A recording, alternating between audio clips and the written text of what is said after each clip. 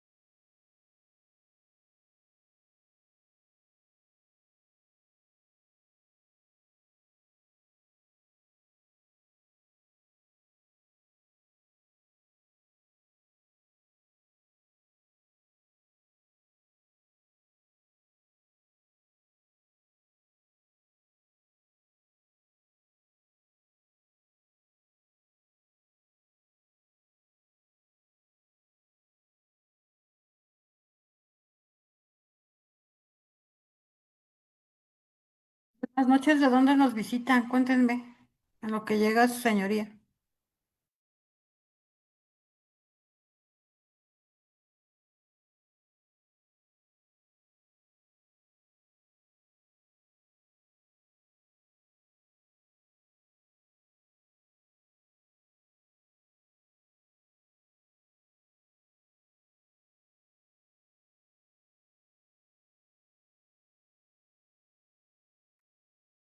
Hola, ¿qué tal? Buenas noches a todos. Yo me llamo Rogelio, soy aquí de las CDMX. A ver, ahora sí dime, no te alcanzo a escuchar. Ah, sí, les decía que mi nombre es Rogelio y soy de la Ciudad de México. ¿Eres estudiante, eres postulante o recién egresado, Rogelio? No, de hecho soy proyectista de la Cuarta Sala Penal. Ah, ok, perfecto. Entonces vienes por parte del juez, Axel.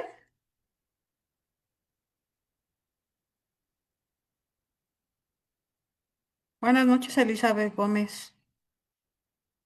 Esperamos un minutito en lo que llega su señoría, por favor.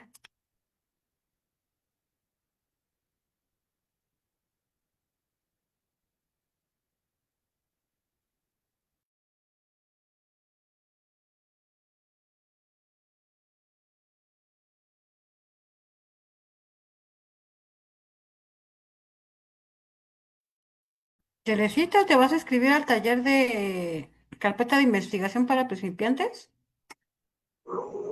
Yes, en inglés. Bien, Florecita Figueroa, Verónica. Ah, dice que también. Va a ser muy interesante. De hecho, estaba yo checando el temario con el maestro y está muy interesante, ¿eh? O sea que se los recomiendo. Bueno, los que son principiantes y empiezan a ver la materia penal.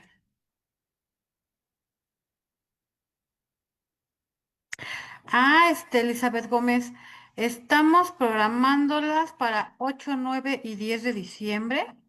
Estaré aventando el flyer la próxima semana para que estén atentos a más hasta las redes sociales. Facebook, Instagram, X y ¿cuál más? Y WhatsApp y Telegram, que son las que manejo.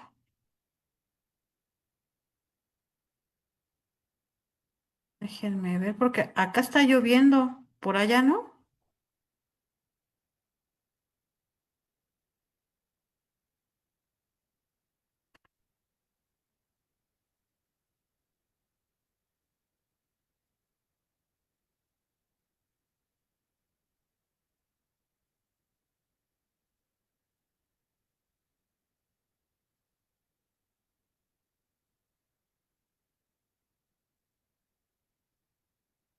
Yo estoy acá por la alcaldía Benito Juárez. Aquí sí se soltó un poquito, ¿eh? Ah, ya llegó. Ya llegó. Su señoría, buenas noches, ¿cómo está? ¿Cómo están? Buenas noches. Buenas noches, su señoría. A sus órdenes. ¿Va a compartir algo para ponerlo de coanfitrión o Pues como no, usted me de indique? momento. Bueno, sí, yo creo que sí, sí, sí, póngame.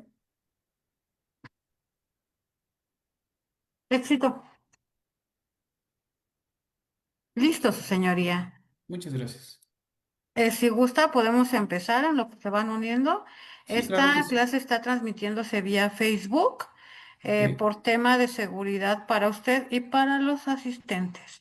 Daré una pequeña semblanza curricular de quién es usted para que lo conozcan. Él es juez gracias. de control en el Estado de México. Se llama Axel Leobardo Maldonado Contreras. Tiene la licenciatura en Derecho por la Universidad Nacional Autónoma de México. Tiene la especialidad en juicios orales, maestría en Derecho Procesal Penal. Tiene doctorado en Ciencias Penales y ha desempeñado como administrativo especializado, auxiliar de audiencias, auxiliar judicial, secretario proyectista en el Tribunal Superior de Justicia de la Ciudad de México y actualmente es juez de control en el Estado de México. Su señoría, muchísimas gracias por haber aceptado esta invitación. Le doy el uso de la voz. ¿Es cuánto? Gracias, abogada. Pues agradecerle a usted, a la maestra Angélica Rocha, por su invitación. Son ustedes muy amables. Y pues a los asistentes, hacerles énfasis que esto es una charla, que no la consideren una conferencia. En cualquier momento que tengan ustedes intención de intervenir, de hacer algún comentario, hacer una pregunta, pues yo creo que sería lo más conveniente. No importa que me interrumpan, ¿eh? No es necesario que se levanten la manita digital, con que hagan uso de la voz para que sea pues más nutrida, más enriquecedora la misma. Y pues bueno, para ir ya avanzando en el tema, les agradezco también a los presentes haberse tomado el tiempo para que charlemos de forma conjunta. Miren, el tema que elegí para compartirlo con ustedes es básicamente el de cuánta prueba es suficiente. En el caso en concreto, quisiera yo adentrarme en esta primera etapa, una etapa temprana del procedimiento penal, como es la audiencia inicial, básicamente en la decisión que debemos tomar los jueces al momento de dictar un auto de vinculación a proceso. Fíjense ustedes que consideré importante, relevante este tema. Eh, Uno, porque ese primer aspecto es común, ¿no? Que en determinados asuntos optemos por acabar los procedimientos penales de forma anticipada mediante un procedimiento abreviado. Pero en el caso, yo les preguntaría a ustedes, o sea, ¿cómo llegan a la decisión? Entiendo que aquí seguramente va a haber litigantes. ¿Cómo llegan a la decisión de optar por un procedimiento abreviado? Si finalmente la Corte mexicana no ha dejado claro ese umbral, ese parámetro que en determinado momento se debe rebasar o no para obtener una sentencia condenatoria. Ha desarrollado el estándar probatorio de más allá de toda duda razonable, que en un poquito vamos a explorar más adelante, pero no ha dicho nada respecto del estándar probatorio del auto de vinculación a proceso. Únicamente ha dejado algunos esbozos en algunos criterios de que debe tratarse de un estándar mínimo, o por lo menos ha dejado claro que es un estándar distinto al de la etapa final de los procedimientos penales. Y bueno, pues yo les preguntaría si hay aquí personas que litigan en materia penal, que únicamente el parámetro que ustedes tienen para orientar a una persona que acuda al procedimiento abreviado es que va a obtener beneficios, es decir, que va a obtener alternativas penales.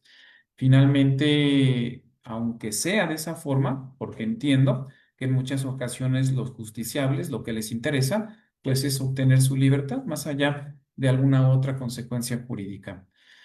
Pero finalmente otra consecuencia jurídica es que queda un registro penal, ¿no? En determinado momento eso te puede afectar, te puede estigmatizar ante la sociedad al momento de obtener un empleo diverso. Pero ¿cuál es ese parámetro que en determinado momento ustedes tomarían en consideración o cuál es el que toman actualmente para decidir si acudir al procedimiento abreviado o en su caso intentar por la etapa de juicio? A ver, vamos a alguien que quiera participar en el chat o en su caso yo le preguntaría de forma directa a la licenciada Florecita de Figueroa si aparece. Pues yo la verdad soy estudiante, perdón, buenas noches. Soy estudiante y no he litigado ni nada. Ah, entiendo. No se preocupen.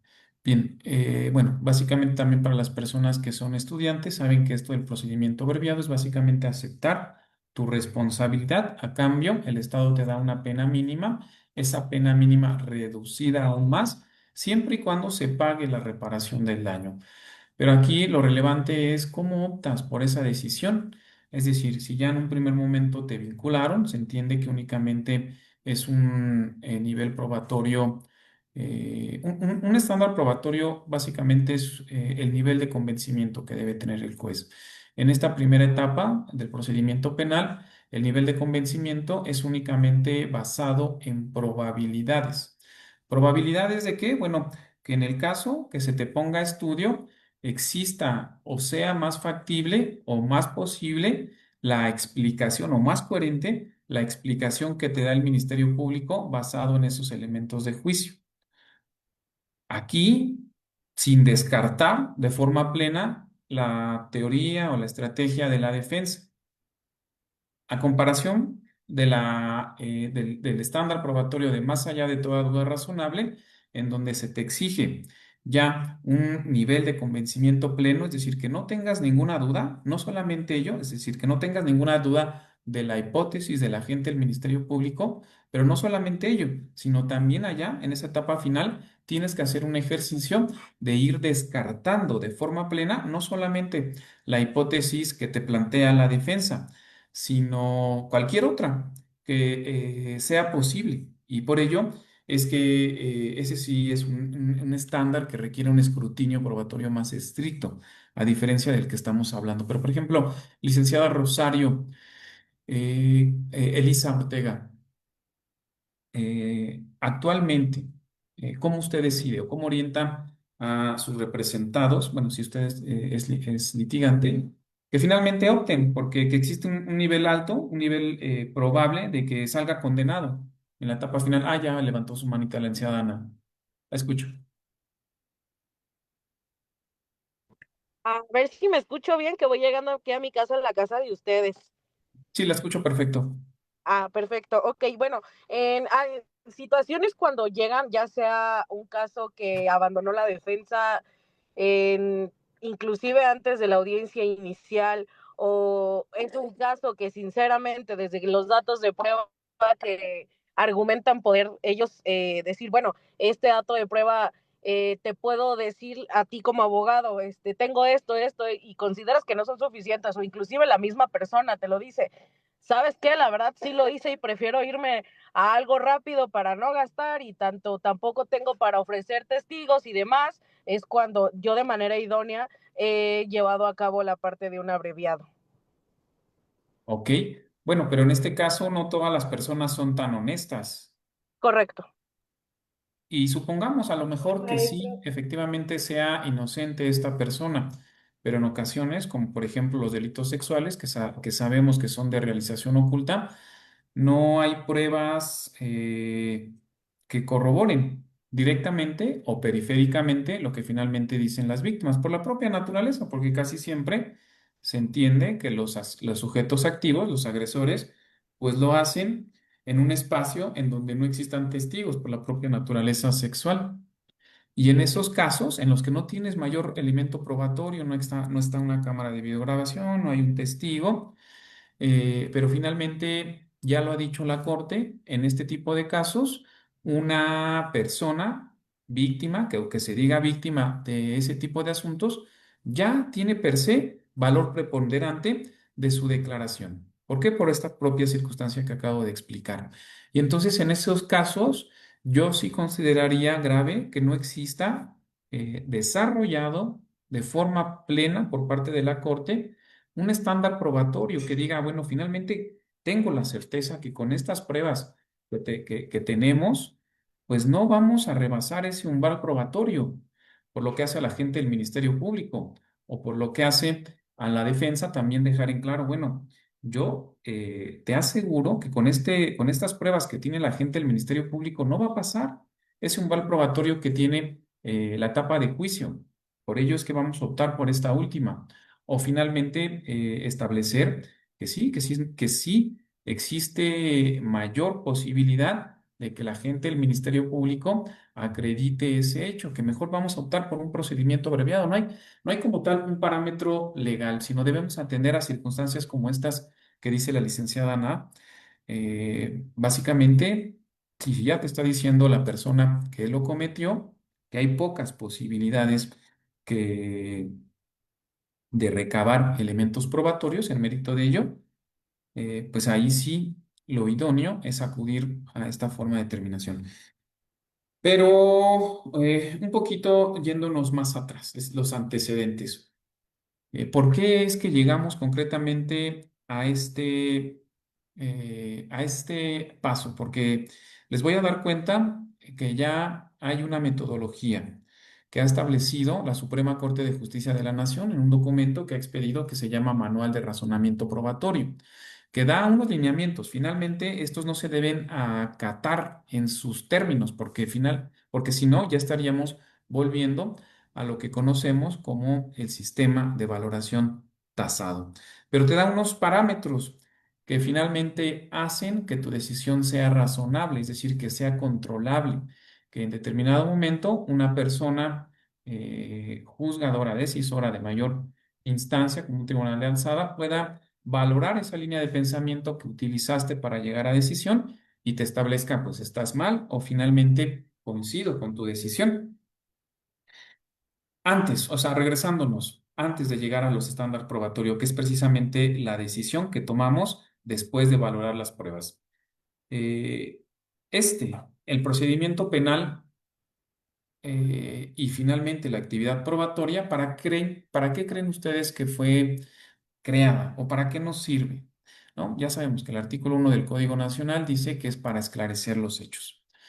Pero, ¿con qué otra intención creen que nosotros alleguemos pruebas a los juzgadores? Licenciada Teresa López.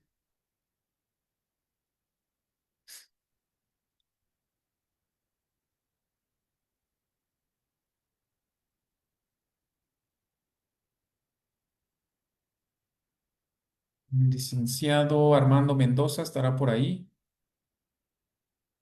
Mm, Sí, gracias, Armando Mendoza. Buenas ¿Para qué noches. usted cree Yo lo de creo la que actividad probatoria? ¿Para pruebas, qué fin tiene? yo creo que el fin, desde mi punto de vista, sería principalmente para acreditar, en este caso, mi dicho y combatir la, la imputación o la teoría del caso por parte de la fiscalía. Y bueno, finalmente sí, esa sería una de los objetivos, ¿no? Que el juez se incline sobre tu pretensión. Pero básicamente el procedimiento penal, la actividad probatoria, fue creada para buscar la verdad, para esclarecer los hechos de ese conflicto, de esta circunstancia que afecta en determinado momento al tejido social. Jurídicamente, eh, o lo que nos interesa en el caso a los jueces es la verdad formal distinta de la verdad material. La verdad formal es básicamente la que tú puedes acreditar, justificar, la que corresponda con los elementos de juicio que le pretendas allegar al juez. En ocasiones, digo, no hay que cerrarnos de ojos. Hay elementos probatorios que llegan hasta las sedes judiciales y que son elementos probatorios falsos o creados o no son tan fiables. Sin embargo, pasan todas estas barreras, todos estos filtros que en determinado momento pone la ley, pone los criterios jurisprudenciales y finalmente vamos a ver que también este manual de razonamiento probatorio que ha emitido la Corte Mexicana pone determinados filtros para poder nosotros analizar la calidad. Y finalmente, si estos pasan, todos estos filtros, bueno, esa sería la verdad jurídica que yo debo tomar en consideración, no obstante que a lo mejor hayan sido creados. Lamentablemente así es. Lo que nos interesa a los jueces es únicamente la verdad formal, que no puede coincidir o no debe, o más bien debería, pero no siempre coincide con la verdad material, es decir, con lo que realmente pasó en el mundo fáctico, en el mundo real. A lo largo de la historia han ido creando diversos métodos de valoración probatoria finalmente para decidir si una persona es culpable o inocente. Uno de los primeros, hubo muchísimos, pero uno de los primeros fue en la Edad Media, en donde básicamente las personas decisoras decían, no nos vamos a meter en cuestiones subjetivas, no nos vamos a meter en decidir que en decidir que en lo personal esa persona es culpable o inocente. Eso vamos a dejárselo a las manos de Dios. Y se creó esta primer figura, este primer método de valorar pruebas, que es lo que conocemos como las ordalías. Hay una ordalía de agua en donde básicamente se aventaba a una persona a un río. Si esta persona sobrevivía, pues se entendía que era inocente, ¿no? Porque ya pasaba este filtro, esa agua se entendía que era pura, que purificaba y que sobrevivía, pues era inocente de eso de que se le estaba acusando. Había otra ordalía, si no mal recuerdo, que se llamaba de fuego, en donde básicamente se les pedían a las personas que sostuvieran objetos ardiendo. Si esas personas sanaban muy pronto de sus heridas, se entendía que era inocente. O finalmente había otra, la ordalía de batalla, si no mal recuerdo, en donde se ponía a combatir a la persona acusada, y en este caso al acusador, y si ganaba el acusado, pues se entendía que él era inocente porque lo favoreció un ente divino, ¿no?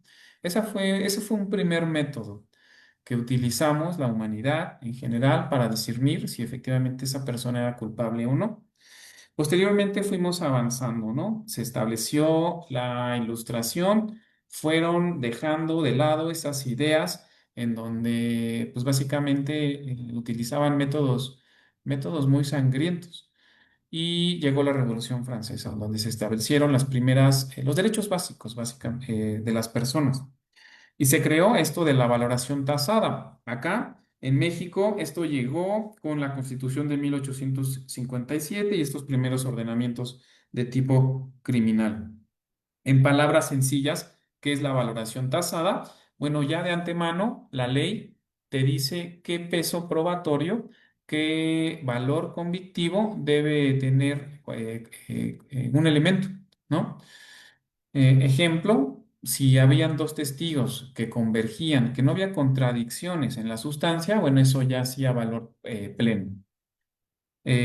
Otro ejemplo de la prueba tasada es un documento público tenía mayor probatorio, mayor peso que un documento privado, precisamente por su origen, porque se entiende que si es fabricado por una persona que en determinado momento tiene fe pública, ejemplo, un notario, pues eso lo tilda automáticamente de fiable. Es decir, que es digno de confianza y automáticamente tendría un peso convictivo fuerte. ¿Qué más? La confesión, ¿no? Básicamente establecía que si la persona investigada avanzaba el procedimiento penal y ante el juez confesaba de que él era el responsable de esos eventos que se le atribuían, pues ya eso tenía valor pleno. Ya el juez no corroboraba que efectivamente existieran elementos de juicio que compaginaran con lo que finalmente él establecía y con eso se obtenían sentencias condenatorias. En determinado momento, si ustedes lo piensan, pues tenía lógica, ¿no? Pues qué más que la persona responsable acepte su culpabilidad para finalmente decretarlo responsable. Pero, como siempre pasa, ¿no? Los sistemas penales pues en determinado momento se crean de buena fe. Son reglas basadas en la cotidianidad, pero los operadores jurídicos en muchas ocasiones vamos distorsionando las reglas y esto hace que tengan muchísimas fallas, ¿no? Ustedes saben que mucho tiempo permeó en el sistema penal de nuestro país la valoración tasada y que con ese fin de evitarse toda esta actividad probatoria por parte de la gente del Ministerio Público, pues obtenían, ¿no? Eh, mediante tortura, mediante tratos crueles, mediante tratos inhumanos, las confesiones se las llevaban ante el juez, incluso allá en aquel sede judicial, seguían siendo amenazados, ahora ya sus familiares, por ejemplo, y obtenían finalmente sentencias condenatorias. Se entiende que fue evolucionando esto de los sistemas de valoración probatoria y pasamos a un sistema de libre valoración. En este sistema de libre valoración hay dos fases. Una primera, en donde se conoce como íntima convicción. En palabras sencillas, quiere decir que el juez decide según lo que siente, según lo que cree. apela mucho a los sentimientos, no tiene la obligación de explicar todas estas líneas del pensamiento, de cómo es que llegó a esa conclusión, no tiene la obligación de hacer un ejercicio de inferencias. Una inferencia, saben ustedes, es llegar a una conclusión o partiendo de determinada información que tienes por cierta y finalmente hay un hecho, un hecho inicial, un hecho intermedio y finalmente esa conclusión. Por ponerles un ejemplo, si en un lugar del hecho se encuentra un arma que se entiende es la homicida, un cuchillo, en esa se encuentran huellas dactilares.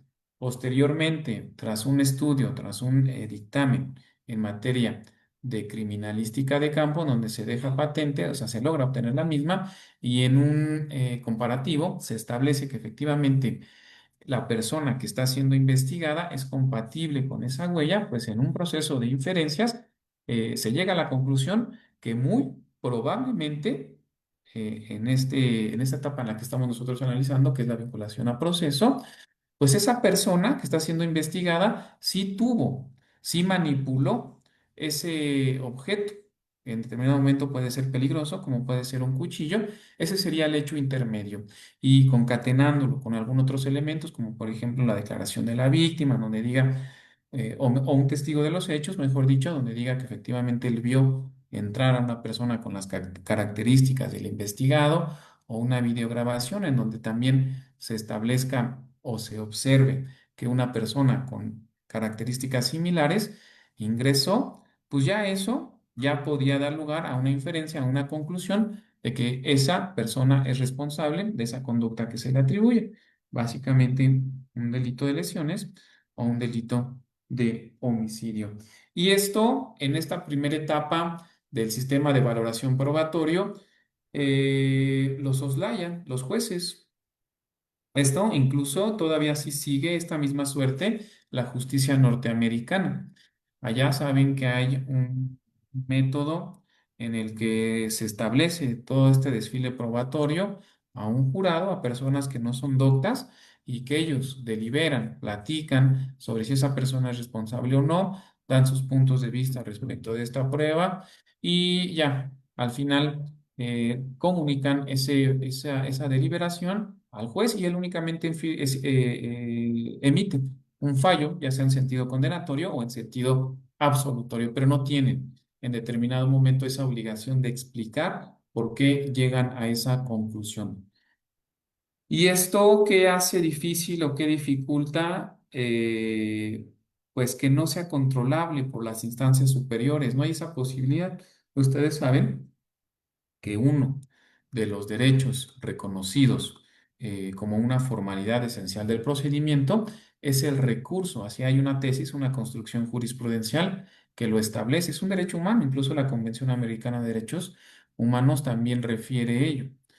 Y esto, por eso, incluso Estados Unidos, a pesar de que la OEA, la Organización de Estados Americanos, se encuentra, su sede precisamente en aquel país, mm, pues una circunstancia extraña, Estados Unidos de Norteamérica no pertenece a esta Organización de Estados Unidos. ¿Y esto por qué lo traigo a colación? Porque finalmente de ahí, esa organización fue la que creó la Corte Interamericana de Derechos Humanos y bueno, ya de ahí se desprende ese ordenamiento que acabo de mencionar. Básicamente para ellos hay algunos procedimientos en Estados Unidos de Norteamérica que no tienen una segunda instancia. Es suficiente. Y también, bueno, porque allá tienen un grado de confianza en sus juzgadores alto. Entonces, finalmente, lo que dice la primera instancia, pues ya es lo que queda en el juicio. Esta es una primera fase, repito, en la íntima convicción en el estándar probatorio de libertad. Libertad al asignarle valor probatorio a los elementos de juicio. Posteriormente, ya se crea en México, a partir de la reforma de junio de 2008, un sistema de valoración libre, no similar a esta primera fase, Se entiende que es libre porque se le deja al juez la libertad de asignar peso probatorio a los elementos de juicio, pero siempre y cuando estén bajo un parámetro que se conoce como la sana crítica. ¿Qué es esto de la sana crítica? Bueno, tiene tres principales vertientes. Uno son los conocimientos científicos afianzados, que básicamente son conocimientos que están avalados por una cierta comunidad de expertos. Después, las máximas de la experiencia. En palabras sencillas, las máximas de la experiencia es lo que suele pasar en la vida cotidiana y ese conocimiento lo obtenemos precisamente de las experiencias que vamos teniendo, ¿no? En una distinta zona, en un distinto espacio geográfico, un determinado grupo de personas. Y finalmente los principios de la lógica, que en materia jurídica se manejan cuatro. Dice la sana crítica, a ti se te asigna, juez, la posibilidad de designar valor convictivo, es decir, ya no es necesario en este sistema penal acusatorio que un documento público, un documento, ejemplo, emitido por un notario, tenga mayor peso o valor probatorio que un documento privado, siempre y cuando esta explicación sea racional con base en estos parámetros. Y esto sí lo hace controlable, porque finalmente este mismo conocimiento lo tienen instancias ulteriores y ellos en determinado momento pues pueden corregir o pues incluso irse por otro camino jurídico, ¿no? Miren, para que podamos ejemplificar estos parámetros, porque en muchas ocasiones, si ustedes recuerdan, hay muchas tesis que hablan de la sana crítica, finalmente estas vertientes, pero considero que estos en ocasiones es un conocimiento muy técnico y que con ejemplos nos puede quedar un poco más claro. Vamos a ver esto primero de los principios de la lógica, por ponerles un ejemplo. Supongamos un delito, ¿no? De robo con violencia en una tienda, un autocomercio, en un Oxxo, ¿no? Tenemos la entrevista de la víctima. La víctima básicamente declara que el robo ocurrió entre las 20 horas y las 20 horas con 5 minutos dentro de esa tienda. ¿Qué pruebas trae el agente del Ministerio Público? Bueno, presenta una videograbación de una cámara que está instalada en el interior de la misma y que confirma que en efecto en esa temporalidad entre las 8 de la noche y las 8 horas con 5 minutos entró una persona y que básicamente hizo toda esta acción de desapoderarlo, de numerario, de mercancía. Por otra parte, tenemos la hipótesis de la defensa en donde te ofrece a ti como juez un peritaje en materia de geolocalización, en donde concluye ese experto que esa persona ha estado todo el tiempo en su casa, o bueno, eso es precisamente lo que pretende probar. ¿Qué tiene? Bueno, hay un elemento objetivo que da cuenta que su celular estuvo conectado al Wi-Fi, a la red de su casa, desde las 19 horas con 55 minutos hasta las 20 horas con 20 minutos, ¿no? Repito, para que no perdamos este parámetro, el evento ocurrió entre las 8 y las 8 horas con 5 minutos, entre las 20 horas y las 20 horas con 25 minutos. Pero no solamente ello, sino también la defensa trae una pericial en materia de tránsito terrestre donde establece que el traslado mínimo de la casa de esta persona que está siendo acusada a la tienda de autoservicio OXXO es aproximadamente 60 minutos. Aquí ya no se trata de si esos datos de prueba me convencen o no me convencen. Aquí ya se trata de un principio, ¿cuál? El de no contradicción. En palabras sencillas, no pueden ser ciertas dos ideas que se contradicen entre sí sobre el mismo punto. Es decir, la hipótesis 1, que es la del agente del Ministerio Público, dice que el asaltante estaba en la tienda entre las 20 horas y las 20 horas con 5 minutos. Mientras que la defensa, su hipótesis, la hipótesis 2, sería que el imputado, o sea, eso lo infiere, y su teléfono estaban en su casa entre las 19 horas con 55 minutos y las 20 horas con 20 minutos. ¿Eso qué significa? Bueno, que materialmente sería imposible que se trasladara en esa temporalidad de la casa, pues ya di cuenta que un diverso experto dio cuenta que el traslado en condiciones similares, es decir, un mismo horario en el que se dice aconteció el robo, un mismo día, supongamos que aconteció un miércoles, hace un recorrido en vehículo, que a lo mejor sería la vía más rápida, o mejor dicho, en motocicleta, que puede ser la vía más rápida, el traslado mínimo es de 60 minutos. Entonces, básicamente, yo, como juez, lo que debo decidir es cuál de esas dos hipótesis es verdadera y obviamente esté probada, ¿no? Con elementos objetivos y cuál, lógicamente, sea imposible llevarse a cabo. Y de eso, finalmente, de una imposibilidad lógica, habla concretamente de este principio de no contradicción. Para que se les quede en la mente esto, o en palabras sencillas, el principio de no contradicción es no pueden ser ciertas dos ideas que se contradicen entre sí sobre el mismo punto. Y concretamente, o en palabras más sencillas, una persona no puede estar en dos puntos en un mismo, en un mismo horario, ¿no? Esto por lo que hace a los principios de la lógica. Detectar falacias, todo esto es lo que se ve en este primer parámetro. Las máximas de la experiencia, en muchas ocasiones también esto lo verbalizan las partes litigantes para que en determinado momento nos inclinemos, ¿no? En sus pretensiones. ¿Qué es esto de las máximas de la experiencia? Pues bueno, también vamos a explorar un ejemplo. Supongamos un delito de violencia familiar. La víctima narra ante la agente del Ministerio Público que el investigado, su pareja, la maltrata, es decir, que le da golpes, le infiere insultos, amenazas, que esto ya ha acontecido durante muchos años, ¿no? Y que en determinado momento eso lo plasma como antecedentes en su entrevista, pero que después de un suceso grave, en donde ya le dejó improntas, ya le dejó huellas, pues ya decide finalmente denunciar, se inicia la investigación y finalmente llega hasta la sede judicial. ¿Qué tenemos por parte del Ministerio Público? Ya di cuenta, la entrevista de la víctima. Hay también fotografías de lesiones recientes, un certificado médico, mensajes de WhatsApp por parte del investigado, donde básicamente le pide perdón por lo de anoche y promete cambiar.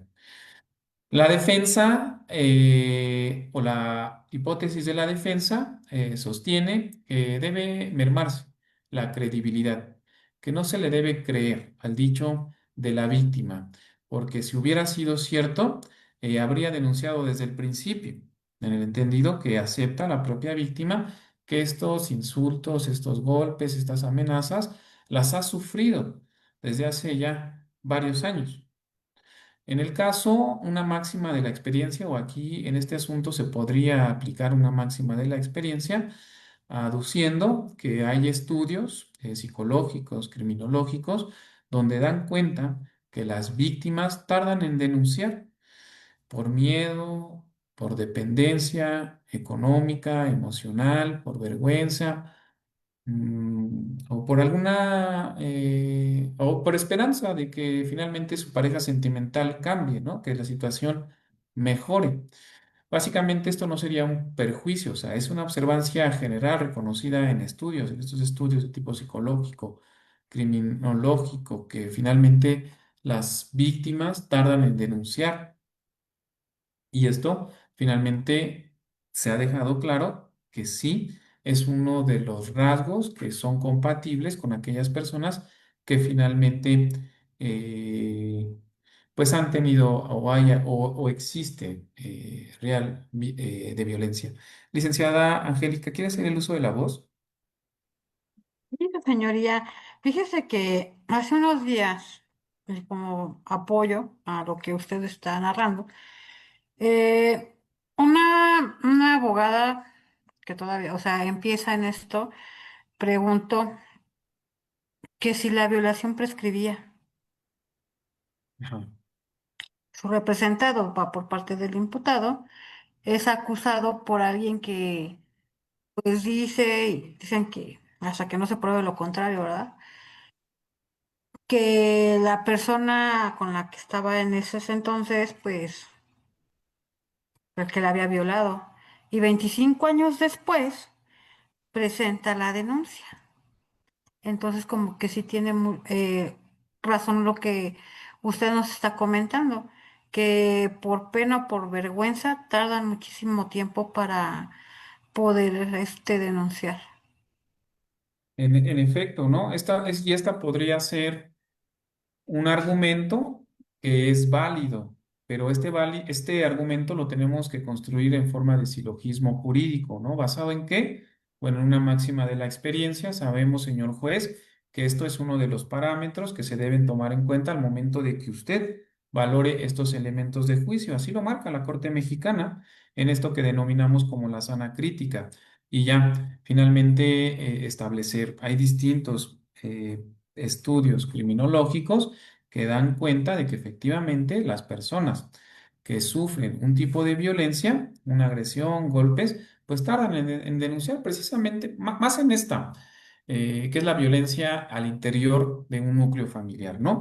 Por el propio contexto en cómo se desarrolla, que en muchas ocasiones sabemos que dependen económicamente, emocionalmente de los agresores o esa, repito, esperanza de que las parejas sentimentales cambien. Entonces esto es natural y al contrario, yo así lo valoraría, por lo menos en una determinación, más allá de restar credibilidad el hecho de que en un primer momento no denunció y lo hizo ya hasta una situación grave, pues más allá de ello, yo sí le fijaría un peso convictivo relevante, concretamente en un delito de esta naturaleza, de este calado, de un delito de violencia familiar.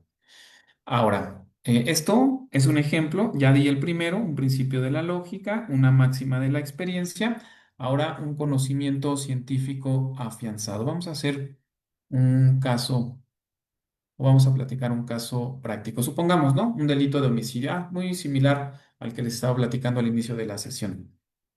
Supongamos, o los datos relevantes, es que se encuentra un arma blanca, un cuchillo, en el lugar del hecho, ¿no? En donde aconteció finalmente el deceso de una persona.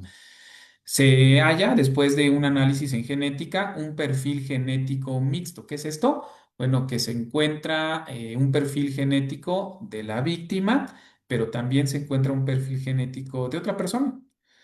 El laboratorio de genética elabora su dictamen y finalmente concluye que este perfil genético minoritario sí coincide con el perfil del imputado.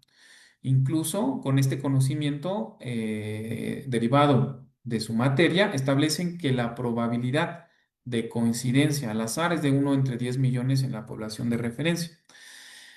Esos son los datos que finalmente tendríamos por parte del Ministerio Público. Y la defensa, a contrario sensu, alega, por ejemplo, que sí, admite que probablemente se hayan encontrado un perfil genético de su representado, pero que esto se debe a que días antes visitó aquel lugar, por lo que su ADN podría o pudo quedar precisamente en ese lugar, pero eso no significa que tuviera relación en ese homicidio. Ahora,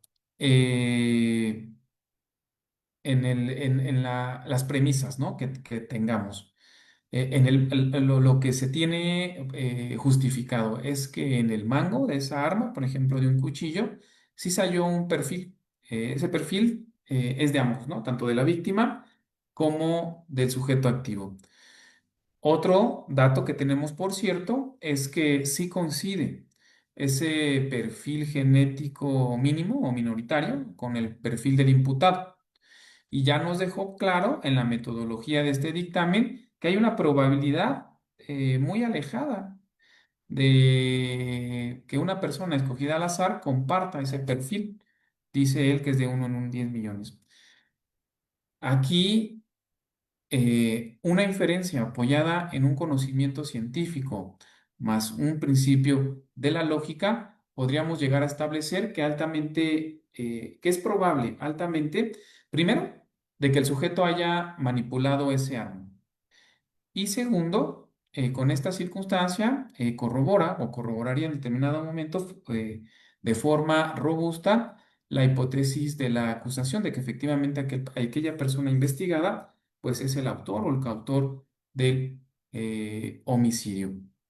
Aquí lo relevante no solamente es dar razones por las que se justifica la hipótesis planteada por la Fiscalía, sino también nuestra obligación como jueces es dar razones por qué finalmente se descarta la hipótesis de la defensa. La hipótesis que se plantea en este ejemplo es que el sujeto acudió a ese lugar días antes y que evidentemente sí iban a encontrar perfil genético, pero eso no da pie a pensar de que él intervino en en ese homicidio. Lo primero que yo establecería es que es relevante dónde se halló ese perfil genético. Fue en el mango del instrumento del delito, del cuchillo. Ese perfil genético no se halló en una superficie cualquiera, ¿no? Como podría ser a lo mejor un sillón o la mesa donde finalmente toman los alimentos. También yo alegaría o argumentaría la naturaleza del objeto, ¿no? Es un objeto peligroso que por las propias características se puede causar lesiones, incluso la muerte. No es igual encontrar ADN en un sofá, en una lámpara, que finalmente en un objeto con esas características. Aquí ya válidamente yo podría inferir con base en este conocimiento científico, en ese hallazgo de ese perfil genético, aunque sea minoritario y que coincide con el perfil del sujeto investigado, ya podría llegar a concluir que efectivamente en este estadio en el que estamos analizando, en un auto de vinculación a proceso, que sí existe la posibilidad real de que él haya intervenido, con base precisamente en ello.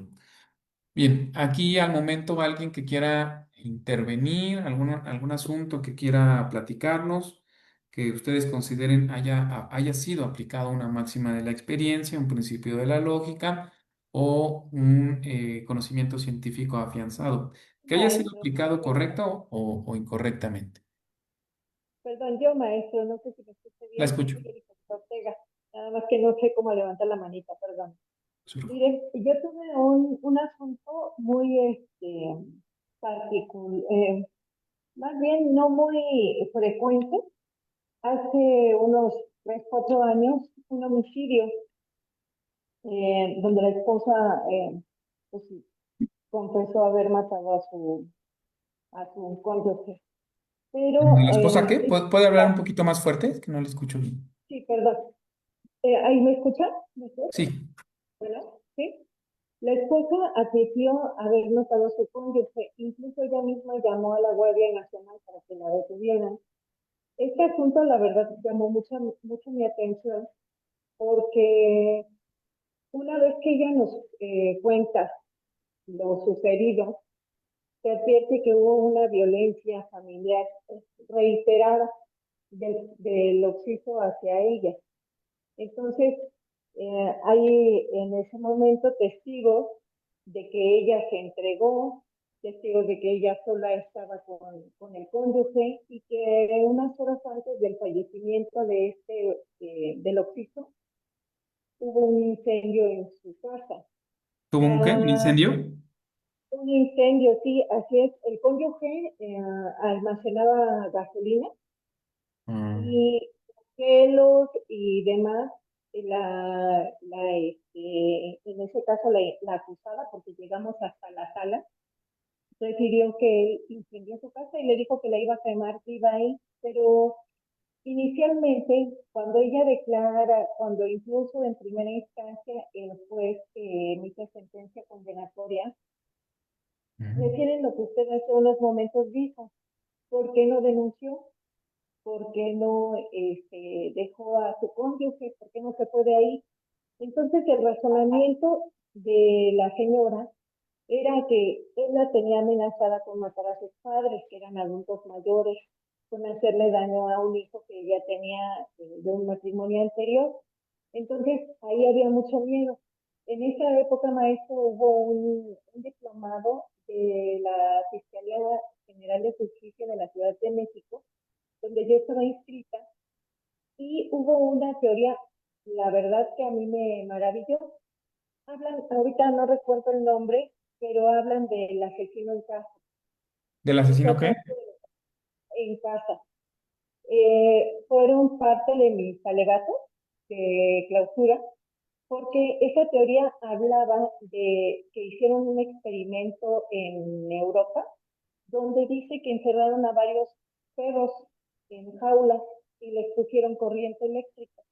Entonces, les daban choques eléctricos y al principio ellos referían que los perros ladraban mucho, pues, por el daño que les estaban haciendo. Pero tan reiterado fue el maltrato que los perros se adaptaron y ya después, con esos choques eléctricos, ya no hacían nada. Entonces, esta teoría hablaba de la violencia contra la mujer, donde señalan una mujer cuando ya tiene un maltrato reiterado, una violencia constante, donde acude al Ministerio Público, que en muchas ocasiones se burlan de la mujer, o le dicen que por qué no se va, o que ella tiene culpa, y me ha tocado que no quieren levantar denuncia al Ministerio Público. Entonces esa teoría decía, las mujeres se adaptan, igual que como fue mala la comparación, pero el ejemplo es Una correcto, máxima de la considero yo. experiencia, ¿no? Así es, se adaptan y dicen, pues, me quedo aquí. Pero cuando hablan de el asesino en casa, es porque dicen que la mujer, la única manera que tiene, o aquel que tuvo maltrato reiterado, la única oportunidad que tiene de defenderse es cuando su agresor está minimizado. Esto es cuando está borracho, cuando está dormido, cuando hay un momento específico donde ellas piensan, o lo mato o me mata. Ujú. Entonces, Sí, sí, recuerdo ese asunto. sí, este asunto fue en Tlalnepantla y la condenaron en primera instancia, pero la sala, su razonamiento, revocó la sentencia y la absolvió. Y el razonamiento fue parecido a esta teoría que yo escuché en ese diplomado y que utilicé para los alegatos de clausura, de acuerdo también a lo que la señora nos decía, ¿no? Y sobre todo, existió ese incendio previo, ella ya no tenía otra opción, y fue lo que le dijo. Él soltó el arma porque la estaba amenazando en ese momento, y ella vio una oportunidad, corrió, tomó el arma, ella nos refiere que cerró los ojos y disparó, y pues lamentablemente lo mató, pero fue absuelta por esa situación, por el maltrato reiterado. Y trae a colación que la mayoría de personas que generalmente son mujeres que son violentadas constantemente, pues ya casi casi se dejan morir, ¿no? Ya no hacen nada, hasta que llega un momento en que a lo mejor reaccionan y si hay una mala fortuna, pues agreden valga la redundancia, a su agresor. Esa cuestión, la verdad a mí me impactó, pero a partir de ello, creo que es un buen razonamiento sobre eso que también la Corte ha referido. Las mujeres regularmente no denuncian y cuando lo hacen, pues es porque ya hubo algo excepcional para que ellas tomen fuerza y lo hagan. Y con relación a la violación también he notado algunas jurisprudencias respecto a que no hay prescripción para denunciar la violación. Es lo que quería Entiendo. comentarle respecto a mi experiencia de este maestro. Muchas gracias. Sí, y mire aquí para agregar también nos pone una síntesis la licenciada Verónica Verdugo de ese asunto que dice fue muy sonado y que entiendo, ahí se hizo patente una máxima de la experiencia, ¿no? Concretamente derivado de un estudio o de un estudio criminológico, se da cuenta de que, por lo que me dice la abogada, eh, pues las personas, ¿no? Las personas que son maltratadas de forma constante, llega a un grado que esto lo ven natural, lo ven como parte de su vida cotidiana y en mérito de ello, pues no denuncian los primeros años de este maltrato hasta que ya llega a una circunstancia intolerable, ¿no? Y creo que en ese asunto no recuerdo, o es uno similar, en donde básicamente ya hasta segunda instancia, y creo que en amparo, fue que se estableció una defensa legítima o una inexigibilidad de otra conducta. Una de esas dos circunstancias, uno de esos dos elementos fueron los que se eliminaron y creo que finalmente ya se decantaron porque esa persona que efectivamente había matado a su marido, pues resultaba inocente, ¿no? El mérito concretamente de todo lo que había vivenciado a lo largo de su vida. Claro, Fíjense, bueno, incluso ya. creo que ese asunto, perdón, Ajá. casi fue a la par con un asunto muy sonado aquí en Nezahualcóyotl de una mujer que había descuartizado a su violador. Ah, Fue sí, muy casi a similar. la par y me parece que en ese asunto creo que se decretó un sobreseimiento, me parece, no lo recuerdo, una zona Mm, aquí en sí, bueno, su Nezahualcóyotl, ofrecimiento es la se le consecuencia. como, sí, así es. Bueno, gracias, maestro. No, al contrario, muchas gracias por su intervención. Vamos a continuar para aprovechar este tiempo. Miren, este es el primer parámetro que te dice la ley. Bueno, todos estos datos de prueba que la gente, el Ministerio Público o la defensa te exponga, tienes que pasarlos bajo este filtro de la sana crítica. Después, el 316 te da los requisitos para el dictado del auto de vinculación, pero jamás te dice la forma, primero, de valorarlas. Y después, qué umbral probatorio tienes tú que rebasar para decidir si efectivamente estos hechos están probados aún de forma probable y que efectivamente el otro aspecto, no el otro segmento, de que exista la probabilidad de que la persona haya intervenido.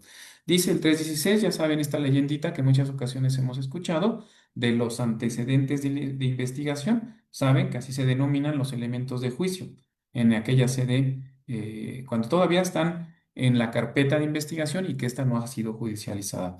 Se desprendan datos de prueba que establezcan que se ha cometido un hecho que la ley señala como delito y que exista la probabilidad de que esa persona intervino, ¿no? Aquí o por lo menos la metodología que yo utilizo es primero observar con esos elementos de juicio que me trae la gente del Ministerio Público si existe la posibilidad real de que eso que me narra haya acontecido en el mundo fáctico, únicamente el hecho, si efectivamente existe la probabilidad de que haya acontecido, sin ninguna etiqueta jurídica, sin ninguna tilde. Posterior a ello, verificar que ese hecho encuadre de forma plena a un tipo penal. Esto ya sabemos se conoce como el juicio de tipicidad. Básicamente, únicamente acreditar este primer elemento, bueno, el segundo, ¿no? Porque sabemos que de acuerdo a a la teoría del delito, el primero es la conducta, posteriormente la tipicidad. Hay varios elementos, los elementos objetivos, subjetivos y normativos. Y esto es lo que este es el segundo paso que, por así decirlo, en la valoración yo hago, ¿no? En el dictado del auto de vinculación. Y posteriormente, un nexo de causalidad, es decir, establecer si hay también posibilidad real de que esa persona que está siendo acusada haya llevado a cabo esa conducta que ya apenas en el segmento pasado establecí que sí encuadra de forma plena a todas las porciones normativas de ese tipo penal. Esta metodología que yo les voy a explicar a continuación, obviamente no fue creada por su servidor, sino está plasmada en el Manual de Razonamiento Probatorio que ha expedido la Corte Mexicana. ¿Qué dice este documento? Bueno, que lo que primero debemos observar es la conformación del acervo probatorio. ¿Qué significa esto? Ya lo platicábamos al inicio de la sesión. La actividad probatoria fue creada para buscar la verdad, pero en esa búsqueda de la verdad no es a toda costa. Se deben respetar los derechos básicos de las personas. Hay principios que tienen mayor prevalencia que incluso el hecho de encontrar la verdad, de esclarecer los hechos, como puede ser la vida de una persona, la intimidad de una persona, todos estos, ¿no? Que básicamente establecen como derechos fundamentales la Constitución, pero también los tratados internacionales. ¿Qué debo preguntarme en este primer segmento, en esta primer grada? Bueno, si los datos de prueba que me están trayendo en este momento fueron obtenidos de forma lícita. ¿A qué me refiero? Bueno, que no fueron obtenidos en mérito de una detención ilegal. Ya saben que únicamente hay tres vías por las que se puede detener válidamente a una persona: la flagrancia, el caso urgente y una orden de aprehensión.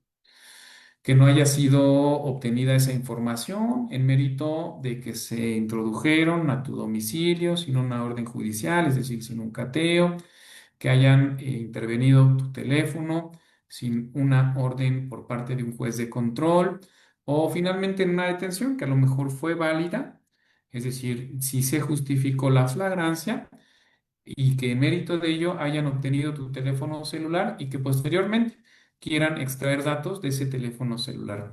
Eso, en determinado momento, si lo quieren allegar como dato de prueba, tendría yo en este primer parámetro tildarlo de ilícito. Vulnera un derecho fundamental que es la intimidad. Ya lo ha declarado la Corte. El teléfono celular, un dispositivo de comunicación móvil, es una extensión de la intimidad de las personas, porque ahí pues básicamente traemos información muy sensible, nombres de nuestros familiares, cuentas bancarias, fotografías de nuestros hijos, de personas menores de edad. Por ello es que aun y cuando te detengan en flagrancia a ti como sujeto activo, se requiere la autorización por parte de un juez de control para explorarlo, para sacar, para extraer toda esta información. No se puede en determinado momento obtener ahí capturas de pantalla que ingresen a tu correo electrónico, a tu aplicación de WhatsApp. En esta primer grada también lo que debemos observar es si la obtención vulneró algún derecho fundamental en la obtención, ¿no? Por ejemplo, lo que les comentaba, una confesión o una entrevista, una declaración, ya no se tilda en esos términos, una declaración por parte de la persona investigada, aceptando los hechos, ¿no? Que eso haya sido obtenido bajo tortura, o por ejemplo que en la agencia del Ministerio Público haya declarado sin la asistencia de un defensor, de un abogado, o finalmente que se hayan realizado registros corporales ya de forma muy invasiva, obtener, no sé, saliva sin consentimiento, ¿no? O autorización judicial por parte de un juez de control. O incluso también que se obtenga ese elemento de juicio contraviniendo una prohibición constitucional o legal expresa. Sabemos que hay un derecho que se llama secreto o comunicaciones en secreto entre el abogado y el cliente. Supongan que esa información que está llegando el Ministerio Público la obtuvo precisamente de esa comunicación. Eso está prohibido. Hay una norma taxativa que así lo hace ver.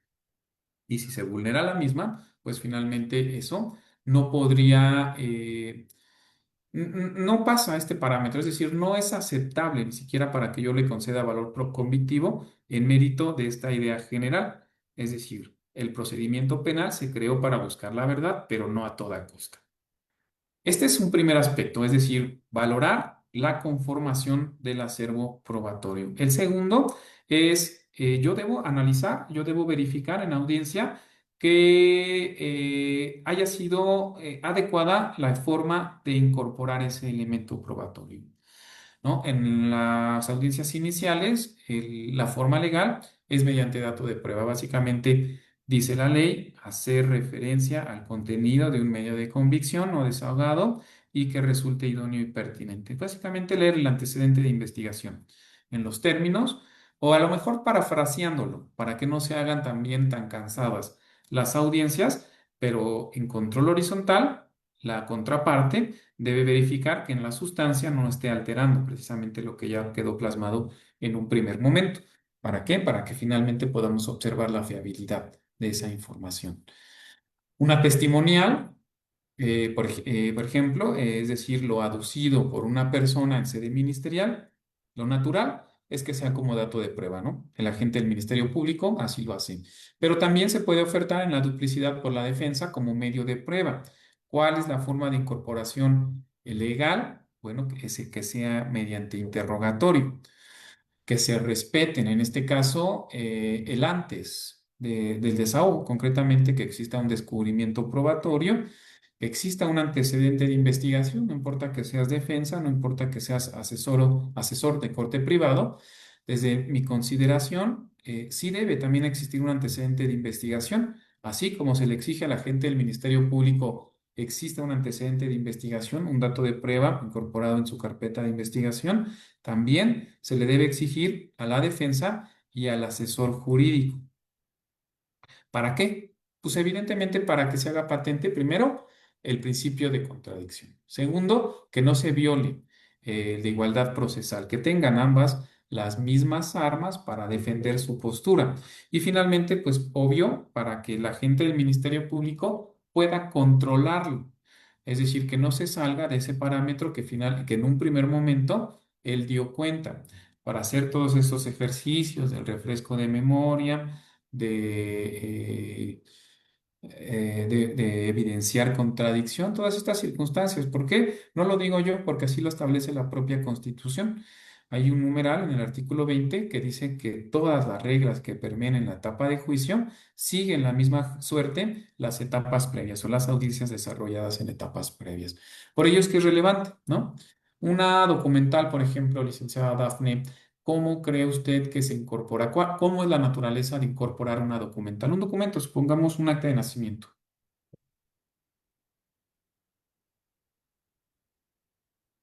O licenciada Maritza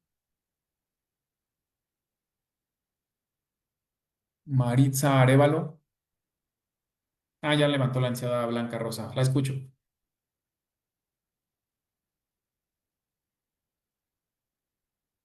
Creo que tiene muteado porque no le escuchamos, licenciada Blanca. En la lectura, en su parte Vale. conducente, maestro. Sí, es lo natural, ¿no? Sí. Es lo natural.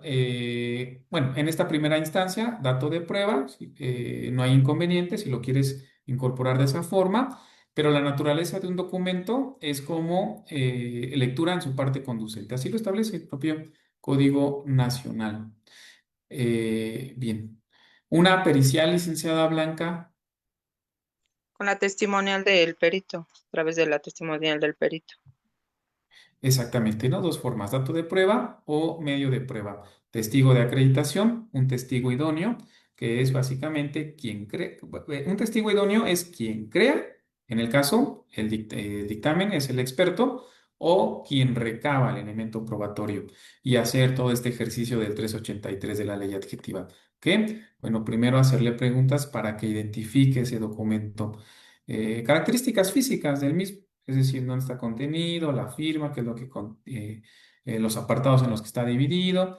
Después solicitarle que explique la metodología, el resultado y finalmente la exhibición, ¿no? Al testigo de acreditación y ya su solicitud para incorporarlo y para que sea debidamente valorado. Fíjense aquí, en ocasiones he visto que en este aspecto hay un hierro, que en ese momento en el que ya está explicitando la información, el contenido de lo que tiene ese documento, pues ya lo quieren relacionar, en este caso la parte oferente, con el hecho, es decir, ya ahí empiezan a verbalizar algunos argumentos tendientes a favorecer, ¿no? Su postura. Pero bueno, finalmente esta circunstancia es incorrecta, eso ya se hace cuando se les otorga de nueva cuenta el uso de la voz, cuando ya termina el interrogatorio, el contrainterrogatorio, finalmente establecen que liberan al testigo y ahora sí ya comienzan los argumentos no vinculatorios, si es que se trata de la defensa, y ya dan cuenta de esta información que ellos observan relevante de este documento, pero no en ese momento en el que finalmente el testigo, el perito, está pasando, ¿no? Como un testigo de acreditación. Las pruebas materiales igual, ¿no? Aquí, miren, fíjense, es relevante, ¿no? En muchas ocasiones también he escuchado por parte de los agentes del Ministerio Público que pretenden que yo demerite los elementos probatorios traídos por la defensa. En mérito, ellos dicen que no se respetó una cadena de custodia, que eso hace poco fiable, que porque no sabemos de dónde se obtuvo, si efectivamente eso, que recabaron, ejemplo, una videograbación de las afueras de un domicilio privado, no se sabe si efectivamente lo aportó de forma voluntaria, si a lo mejor pues fue sin consentimiento del propietario de aquella. Y bueno, yo considero que está erróneo esa visión, porque la cadena de custodia únicamente es para las autoridades, para la gente del Ministerio Público, para las partes privadas está ese ejercicio del 383 de la ley adjetiva. Básicamente, esa cronología, ¿no? Para eso es necesario que sea mediante un testigo de acreditación, donde dé cuenta es cómo se obtuvo el origen y todo este caminito hasta que finalmente se llega ante el juez. Y no es necesario que sea en los términos en los que le relata la ley adjetiva una cadena de custodia. Para las partes privadas está este ejercicio que prevé el 383 del Código Nacional de Procedimientos Penales, ¿no? Y bueno, ya, supongamos, esta primer grada, la conformación del acervo probatorio, es decir, no observo que haya sido obtenido con violación a derechos fundamentales, no se me ha hecho alusión por parte de la defensa, infiero que se respetaron los derechos básicos. El segundo aspecto, la forma de incorporación legal. Ustedes deben dominar estas circunstancias. Por lo menos yo, en las audiencias que tengo oportunidad de presidir, si observo que no dominan estas técnicas para incorporar elementos probatorios, pues no permito que finalmente pase esta información. ¿Por qué? Porque entiendo, infiero que ustedes, al momento de presentar una patente para ejercer la licenciatura en Derecho, como es su cédula profesional, pues tienen este conocimiento. Y no solamente ellos, sino también lo establecen las reglas del procedimiento como en la ley adjetiva. Supongamos que ya pasaron estos dos filtros. Ahora, lo que dice este manual de razonamiento probatorio es que me debo hacer cargo respecto de la valoración individual de cada elemento probatorio, ¿no? Supongamos que es una testimonial, la entrevista de la víctima.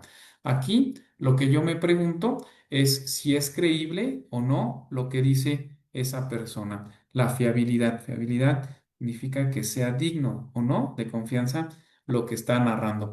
En un primer parámetro, en esto de la credibilidad, puedo establecer las percepciones o las condiciones de percepción. ¿Qué es esto? O bueno, aquí deben incidir pruebas sobre la distancia de eso que está narrando esa persona. Estaría alejado de una máxima de la experiencia aducir que una persona en la noche pudo ver a una distancia de 200 metros las características físicas de una diversa. Esto ya estaría mermando de forma importante su credibilidad. Dar cuenta respecto también de la iluminación. Si, por ejemplo, en la noche había luz natural que hacía factible, que hacía creíble, que hacía posible en lo toral, en los puntos centrales, de que efectivamente lo que está narrando ante la gente del Ministerio Público pueda ser creíble. Otro aspecto es su ángulo de visión, es decir, si había algún obstáculo, si, por ejemplo, la defensa acude a ese lugar en donde ella dice que afuera de su casa, en el exterior, hay una ventana y que de ahí pudo observar todo lo que acontece. Y posteriormente la defensa da cuenta de que hay un árbol que impida la visión, de que en determinado momento hay un tráiler, una caja de un tráiler que hacía imposible que en determinado momento ella narrara lo que finalmente plasma en esa entrevista. Otra circunstancia, también en este primero, que son las condiciones de percepción, pudiera establecer que esa persona, que ese testigo que está declarando estaba intoxicado, a lo mejor estaba alcoholizado o estaba, no sé, inmerso en algún medio, en alguna situación que le provocara un miedo extremo. Eso va mermando concretamente este primer aspecto, que son las condiciones de percepción y que a su vez me dan cuenta respecto de la credibilidad. El segundo aspecto que yo debo revisar es o que yo estilo revisar y que repito, esto sí tiene un sustento, que es este manual de razonamiento probatorio que les acabo de dar cuenta. Es la coherencia interna del relato. Si de lo que me narra el agente del Ministerio Público hay pequeñas diferencias, detalles periféricos, son normales, porque finalmente también nosotros como personas en una plática, pues podemos a lo mejor diferir, ¿no? Pero lo importante, lo relevante que yo reviso es que lo que me narra el agente del Ministerio Público, o en su caso la defensa, debe tener un orden lógico. Empezar por un antes, un durante y finalmente un después. Da antecedentes de por qué es que se encontraban en ese lugar, el lapso de tiempo que estuvo y finalmente las circunstancias posteriores. Eso es importante. Y finalmente que no haya contradicciones graves entre lo que dijo en distintas oportunidades, ¿no? Por ello es importante, por ello es que, repito, insisto, es importante que exista un antecedente de investigación para todas las partes. Posteriormente, ya queda como un documento público la videograbación de esa audiencia. Ahí tienen la oportunidad de nueva cuenta verbalizar. Y esa, la videograbación en una audiencia inicial, incluso puede ser utilizada en la etapa de juicio. Por ello, en muchas ocasiones, como un método, como una estrategia de defensa, si no tienes una teoría del caso robusta, es mejor decirle a tu cliente que te reserves. ¿Por qué? Porque finalmente ya vas acotando las posibilidades de tus diferentes estrategias. ¿Por qué? Porque si en este momento declaras tú, sujeto activo, ya tenemos nosotros la obligación como defensa de probar eso que estás diciendo. Ya no tenemos otra posibilidad, por ejemplo, de optar por alguna otra coartada. ¿Por qué? Porque esto ya queda en una videograbación y esto puede ser utilizado más adelante como una documental pública. Es decir, ya mermaría en tu credibilidad si ante el juez de juicio le exponen o se proyecta esa videograbación en donde ya tú primero diste una teoría del caso, una estrategia de coartada. Por ello, lo recomendable es que si no tienes una estrategia fuerte, robustecida con elementos probatorios, te reserves para que en lo subsecuente elaboremos una, a lo mejor, en mérito de los datos de los elementos que vayamos recabando en la complementaria. El otro son móviles e intereses del testigo. ¿Qué significa esto? Bueno, aquí debo verificar que la persona no tenga un motivo de enemistad, ¿no? Lo que conocemos como animadversión. Es decir, que en mérito de lo que está narrando, que aconteció hoy, 26 de noviembre, sea con motivo de un problema que hayamos tenido con anterioridad, o con la familia, o con algún pariente cercano, y que en mérito de ello yo esté tratando de inculparlo falsamente para vengarme, ¿no? Y que esto derive en un beneficio procesal, es decir, que a ti se te castigue con una pena de prisión. También algún beneficio económico que tenga esa persona. Eso es importante, debe ser explorado. Es decir, que haya sido mm, corrompido, ¿no? Sobornado para declarar en contra de esa persona. Eso concretamente está inmerso en esto de los móviles e intereses del testigo. Y lo que veíamos apenas en un segmento pasado, otro aspecto, es que eso que está narrando esa persona, ese testigo, esa víctima, sea compatible con las máximas de la experiencia o con los conocimientos científicos afianzados. Es habitual o al menos es posible que lo que me estás narrando es lo que acontezca, lo que les comentaba, ¿no? Por máximas de la experiencia, no es posible que alguien a 200 metros de noche sin luz pueda observar las características físicas de su rostro, ¿no? A lo mejor puedes ver mm, una sombra o a lo mejor una determinada prenda, pero no de forma plena las características físicas de la misma. Este es un primer aspecto. Todos estos lineamientos que les acabo de dar es la valoración individual de la prueba.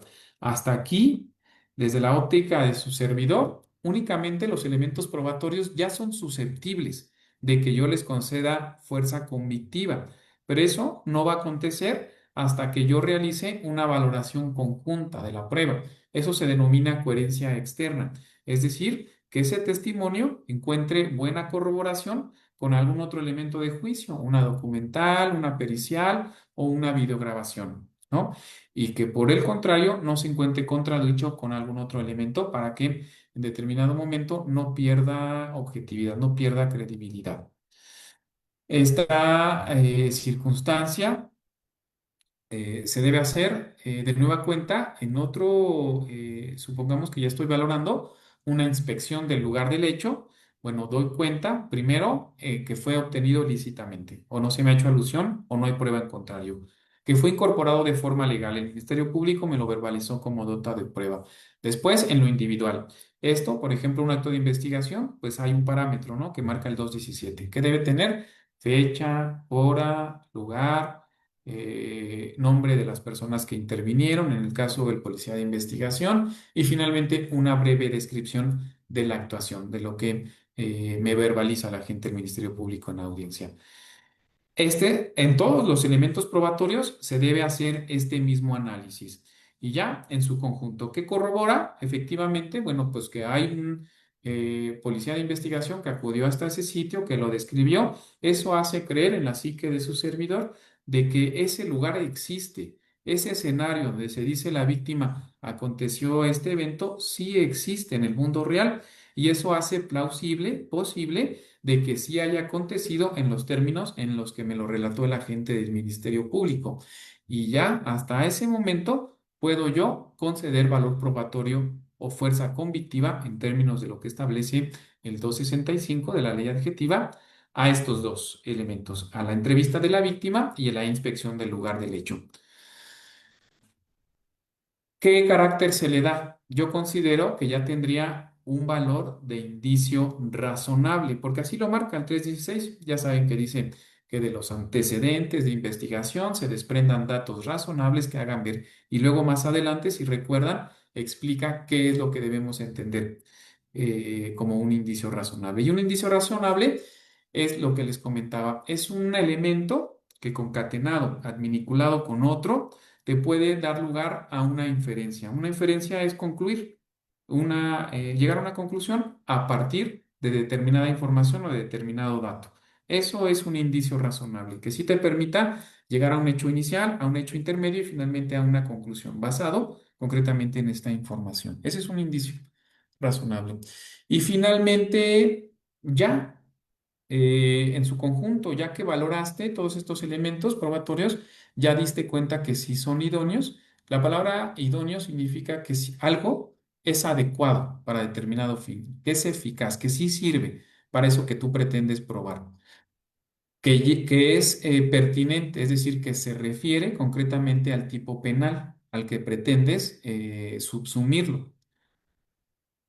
Y la suficiencia se refiere al umbral probatorio. No se refiere, como en muchas ocasiones veo que elaboran los argumentos los agentes del Ministerio Público, que son y que en su conjunto son suficientes para tener por acreditado el hecho que la ley señala como delito. Es decir, aquí no se trata de cantidad, porque no es una prueba tasada. Es decir, si me traen tres testigos que convergen, no puedo ya o por esa circunstancia dictar un auto de vinculación. A eso no se refiere la suficiencia. La suficiencia ya hace alusión a este estándar probatorio. Fíjense ustedes, para darles un parámetro, el estándar probatorio de más allá de toda duda razonable, que es el estándar probatorio que se utiliza en la etapa de juicio, allá se requiere que con los elementos de juicio traídos por el agente del Ministerio Público explique de una forma clara, congruente, ese hecho. Pero no solamente ello, sino también esos elementos probatorios deben ser suficientes para descartar de forma plena la estrategia planteada por la Fiscalía o alguna otra que pudiera ser plausible. Es un estándar probatorio muy exigente, porque no solamente debes tener por corroborada la hipótesis del agente del Ministerio Público, sino también en este proceso debes descartar de forma plena las otras hipótesis, la planteada por la defensa o alguna que sea plausible. Pero en este estadio que estamos hablando del dictado del auto de vinculación, lo único que ha dicho la Corte, aquí se requiere un estándar probatorio mínimo, pero ¿qué es eso? No nos deja en claro. Y es precisamente lo que les comentaba al inicio de la sesión. Si ya pasó el auto de vinculación a proceso y es un estándar probatorio mínimo, bueno, ahora ¿cómo puedes tú tomar una decisión si irte a la etapa de juicio o en su caso optar por el procedimiento abreviado, si finalmente no hay un estándar de prueba establecido? Miren, aquí, por lo que dice precisamente también este manual, bueno, no, esto del estándar probatorio no se mete mucho, la verdad, en este documento. Estas ideas que yo tomo son básicamente de un autor que es un autor español, que es Jordi Ferrer, y que él propone 7 estándares probatorios, ¿no? Que podemos utilizar en las medidas cautelares, en el control de la detención y finalmente en las etapas finales. Por lo que hace a este, yo consideraría, si no mal recuerdo, es un estándar probatorio que propone en uno de sus libros, que es el número 5. Va en intensidad. El uno es el de más allá de toda duda razonable y va así escalando. El que tiene una menos exigencia probatoria es el número 7 y este que yo les voy a platicar es el número 5. Está como a la mitad. ¿Qué dice este? Bueno, que aquí en el dictado del auto de vinculación únicamente se requiere una alta probabilidad, un grado superior al de la probabilidad prevaleciente. Básicamente, lo que yo tengo que establecer es que en este momento de la audiencia inicial, estos elementos de juicio que me trae el agente del Ministerio Público me explican mejor el hecho. Es más coherente, es más congruente. A diferencia, por así decirlo, puede ser también en sentido contrario de lo que me dice la defensa, ¿no? Supongamos que ella me establece que no estuvo presente en ese sitio, es decir, lo que conocemos como una estrategia de coartada, pero no da mayor elemento convictivo. Al momento, con lo que tengo, lo que me dice la gente del Ministerio Público está explicado de mejor forma y por ello entonces es que decido vincularlo a proceso. Eso es básicamente lo que dice este estándar probatorio. Solamente se te exige una alta probabilidad, pero una alta probabilidad únicamente entre dos posibles hipótesis, que es el de la defensa y el del agente del Ministerio Público. A diferencia del estándar de más allá de duda razonable, allá tienes que decidir no solamente entre la hipótesis del Ministerio Público, también el de la defensa, pero también cualquier otra que sea posible en el mundo real. Y entonces la clave o con la idea con la que quiero que se queden en este estándar probatorio del dictado del auto de vinculación a proceso es que la hipótesis incriminatoria debe ser mucho más probable que su alternativa. O contrario, para una no vinculación a proceso, la hipótesis de la defensa debe ser mucho más probable que la alternativa. Únicamente hay dos opciones. Y esa, finalmente, pues es la que yo, o es el criterio que en determinado momento utilizo en las audiencias que tengo oportunidad de presidir. Y bueno, finalmente esa sería mi intervención, licenciada Angélica. No sé si pasemos a una etapa de preguntas. Señoría, ¿alguien tiene alguna duda con respecto a lo que nos acaba de mencionar el juez? Blanca, te doy el uso de la voz. Gracias, licenciada. Gracias, maestro. Maestro, yo tengo un par de dudas. Voy a ser breve para que si de favor me la puede contestar.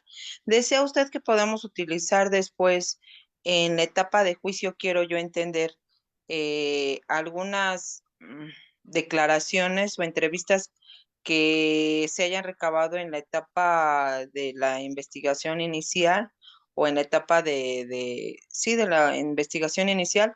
Pero si no mal recuerdo, también hay un artículo que dice que no podemos utilizarlo y trasladarlo de esa etapa a la etapa de juicio. No sé si es lo correcto o no. Otra, maestro, si bien es cierto, usted tocó también un tema de las comunicaciones, privadas.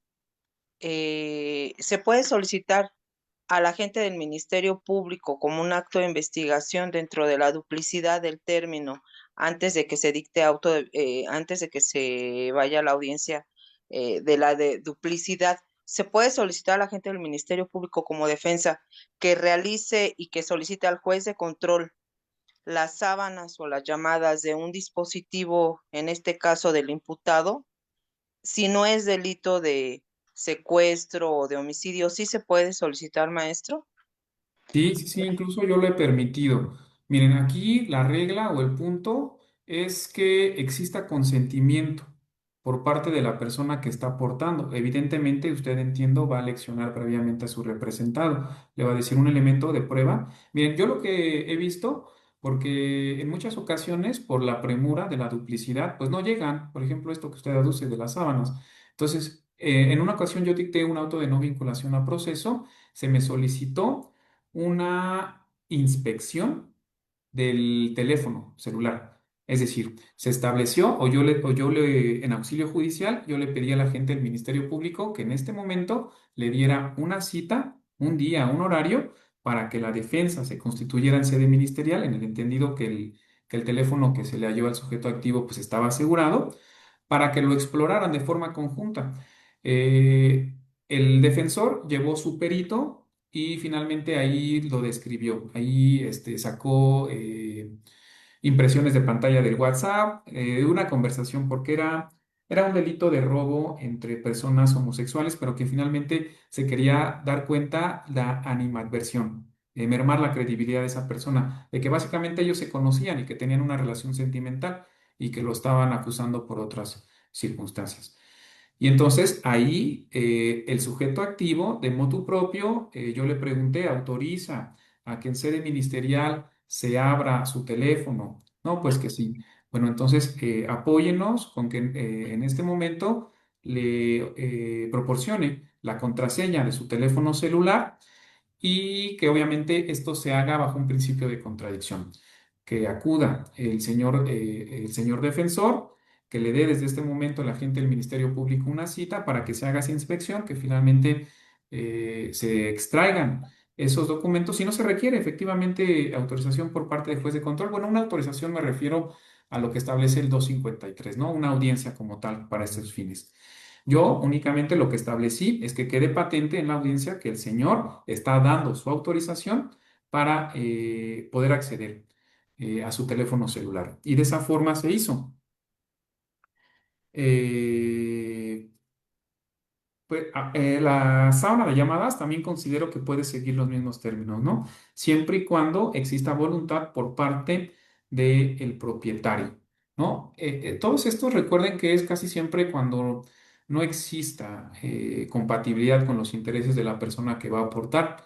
Y aún así, sabiendo que es relevante, bueno, ahí sí ya se requiere la autorización por parte del juez de control. Y esta otra parte, en efecto, no recuerdo, no lo tengo a la mano aquí. Hay un artículo, un dispositivo expreso, creo que es a partir del 383. Déjenme buscarlo de forma rápida. De esto que me pregunta la licenciada, que si en determinado momento se puede llevar a la etapa de juicio una declaración en una audiencia inicial, ¿no? Supongamos en una duplicidad que él hizo uso de la voz, ella aduce que hay una prohibición expresa. Esto yo sí lo he visto en la etapa de juicio y sí lo comparto. Miren, no sé si usted lo tenga a la mano, abogada. Miren, es el Artículo, 385 de la ley adjetiva. Dice prohibición de lectura e incorporación al juicio de registros de la investigación y documentos.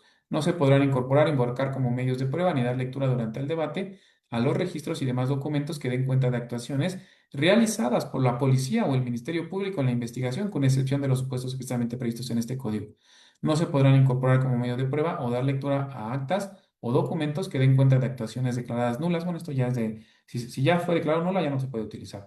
Pero este primer párrafo, el 385 de la ley adjetiva, aquí considero que pues no es un acto de investigación realizado por la policía o el Ministerio Público. Es decir, el indiciado, el implicado, previo asesoramiento, se entiende por parte de su defensa, sabe ya las consecuencias. Se le establece, señor, usted tiene la posibilidad de declarar. Si usted hace uso de esta voz, eso le puede beneficiar, pero también en determinado momento le podría perjudicar. Caso contrario, si usted decide guardar silencio, eso no me va a generar sospecha de su culpabilidad. Es la prevención que marca la ley. Y en el caso no advierto limitante. Miren, yo soy juez de control. Yo no tengo o nunca he tenido la oportunidad de presidir una audiencia de tribunal de enjuiciamiento, pero hay libros, la doctrina, que así lo sugieren. Concretamente, que si no tienes una estrategia robusta en cuanto a los elementos de probatorio, no hagas declarar en etapas iniciales a tu representado. ¿Por qué? Porque ya te cierras esos caminos. Ya, si tú declaras, ya forzosamente tienes obligación de probar esta estrategia. Ya mermaría tu credibilidad en las etapas finales. Y sí he visto, por lo menos en la sede en la que me encuentro, allá aquí en Nezahualcóyotl, que sí permiten. En este caso, el desahogo, por ejemplo, de una audiencia inicial, si es que ahí declaró, de nueva cuenta, reproducirla o contrastarla, ¿no? Concretamente con aquello que se verbaliza en esa fase final. Y espero haber respondido su pregunta, licenciada Blanca. Muy interesantes sus Gracias, preguntas. maestro. ¿alguien ¿Alguien más? más? Ujú. Hay unas preguntitas en el chat, su señoría. Bueno, creo que ya las primeras como que ya. Dice, Verónica Verdugo ya habló. Dice, ¿cuál es la diferencia entre el nexo caudal? Yo creo que hay que ser causal. Y nexo de atribuibilidad. Ah, bien, bueno, pues esto es más que nada de la teoría del delito. Miren, así yo lo podría definir. El nexo de causalidad es para delitos de resultado material y el nexo de atribuibilidad es para delitos de resultado formal, donde no es tan evidente. Hay asuntos en los que no se requiere un mayor ejercicio mental, ¿no? Por ejemplo, en los delitos de homicidio. La conducta que se te atribuye es empuñar un cuchillo, se lo asestaste varias veces y eso provocó resultado muerte. Ahí, pues no hay más. Ese es el nexo de causalidad, es evidente a los sentidos, pero hay ocasiones en las que no es tan evidente y ahí se requiere un nexo de atribuibilidad o un nexo normativo. Incluso ya hay otra corriente que es lo que conocemos como la teoría de la imputación objetiva de la conducta al resultado, en donde se tiene que hacer esto a través de inferencias para poder vislumbrar este enlace, ¿no? Entre la conducta y finalmente el resultado. Ejemplo, en nuestra entidad, por ejemplo, en el Estado de México ya no existe el delito de amenazas, hay otras entidades en que sí, pues allá evidentemente esto no provoca un resultado en el mundo real, ¿no? Es únicamente proferirle determinadas locuciones a una persona. Pero eso se puede inferir en un nexo de atribuibilidad que tenemos. Bueno, en el primer momento, la entrevista de la víctima que establece esto, da circunstancias muy claras, muy concretas, día, hora, lugar, pero no solamente ello, sino también tengo un dictamen en materia de psicología en donde establece que sí tiene alguna afectación, ¿no? Por así decirlo. Y entonces ahí ya establezco el nexo de atribuibilidad. Es decir, hay a nivel o ya a lo mejor en sentencia este enlace, ¿no? Entre la conducta con estos elementos probatorios, finalmente el resultado.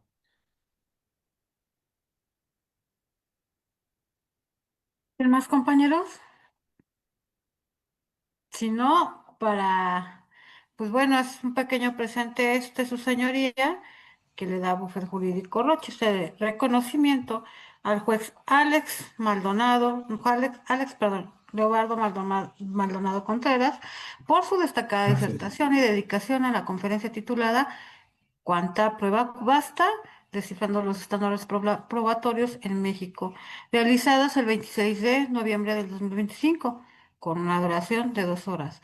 La firma su servidora, la licenciada Angélica Rocha Victoria, directora y fundadora de Bufet Jurídico Rocha. Le hago mención este reconocimiento se lo haré llegar a su WhatsApp personal y si requiere la grabación para efectos educativos, con mucho gusto también se la haré llegar. Muchas gracias, maestra. Pero sobre todo agradecer también a las personas que están aquí conectadas, que se dieron ese tiempo de escucharme y finalmente pues es únicamente compartir algunas ideas, ¿no? Finalmente en esto de los estándares probatorios, nada está definido y nosotros somos los responsables de ir construyendo los mismos.